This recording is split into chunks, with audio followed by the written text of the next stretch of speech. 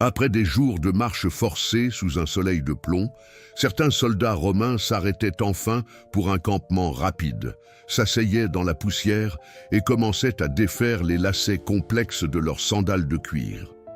Ce qu'ils découvraient alors n'avait rien de glorieux. En retirant le cuir durci par la sueur, ils voyaient, avec une horreur devenue banale, que leurs ongles de pied avaient tout simplement cédé sous la pression, se détachant de la chair vive. Mais perdre ses ongles n'était que le début d'un calvaire bien plus profond. Le véritable enfer commençait lorsque ces plaies béantes entraient en contact avec la terre battue, la boue acide et les bactéries des sentiers de campagne, transformant chaque pas suivant en une agonie insoutenable.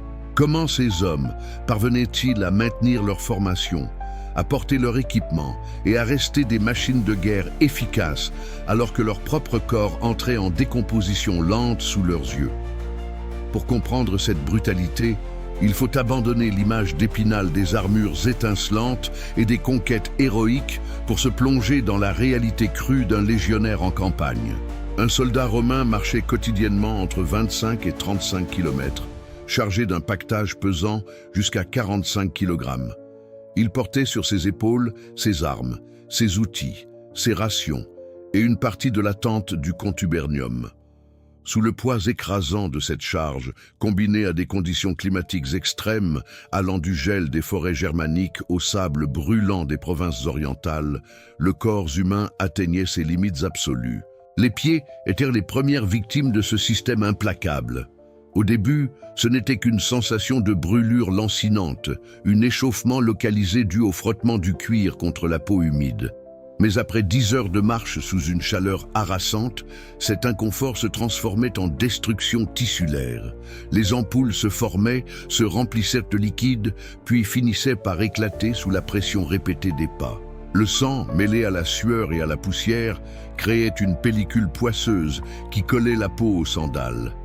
À ce stade, la douleur devenait un bruit de fond constant, un signal neurologique que le soldat apprenait à ignorer par pure nécessité. Le cœur du problème résidait dans les célèbres caligae, ces sandales militaires emblématiques. Conçues avec des semelles cloutées pour offrir une traction maximale sur les terrains glissants et accidentés, elles étaient une prouesse d'ingénierie pour l'époque. Robustes, presque indestructibles, elles permettaient aux légions de traverser l'Empire à une vitesse que leurs ennemis jugeaient inhumaine. Pourtant, cette efficacité tactique se payait au prix fort. Les clous métalliques, ancrés dans la semelle rigide, empêchaient toute flexion naturelle du pied, forçant les articulations et les tissus mous à absorber des chocs brutaux à chaque impact contre le sol. C'est un phénomène que les marathoniens et les soldats modernes connaissent bien aujourd'hui. L'impact répétitif, la pression constante, l'humidité et l'inévitable gonflement des tissus finissent par briser les structures les plus fragiles. Pour un homme de l'Antiquité, sans chaussettes modernes, pour amortir les chocs, sans soins podologiques avancés et forcé de maintenir un rythme soutenu pendant des semaines, le résultat était systématique. Les pieds des vétérans finissaient par se déformer, marquant à vie ceux qui avaient servi plusieurs années sous les aigles. Mais le véritable cauchemar survenait avec la pluie. Lorsqu'une marche forcée se déroulait sous des averses constantes, les caligae se transformaient en pièges mortels. Le cuir, gorgé d'eau, s'alourdissait et s'assouplissait. La peau déjà meurtrie par les kilomètres accumulés s'imbibait d'humidité et devenait incroyablement fragile, presque gélatineuse. À chaque pas, le cuir trempé râpait la chair mise à nu, accélérant le processus de déchaussement des ongles. Certains légionnaires, lors de ces épreuves, voyaient leurs ongles tomber littéralement dans la boue, sans même s'en rendre compte, avant de ressentir, quelques mètres plus loin, la piqûre vive de la terre qui entrait en contact direct avec le lit ingéal. Ce n'était pas seulement une question de douleur physique, c'était une épreuve psychologique absolue. Chaque soldat savait que, dans l'armée romaine, la discipline était le ciment de la survie. Ralentir, s'arrêter pour soigner une blessure ou boiter ostensiblement n'était pas seulement un risque pour soi-même, c'était mettre en péril l'unité de la formation.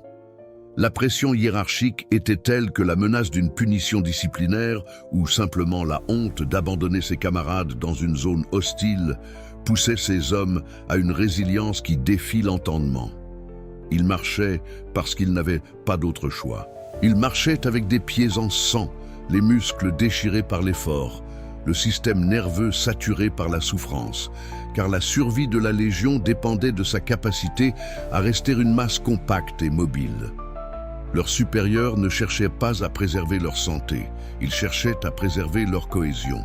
Ce que nous percevons aujourd'hui comme une torture était, pour Rome, la norme de l'excellence militaire. Ces hommes n'étaient pas des dieux, ils étaient des survivants qui avaient appris à dissocier leur esprit de leur chair.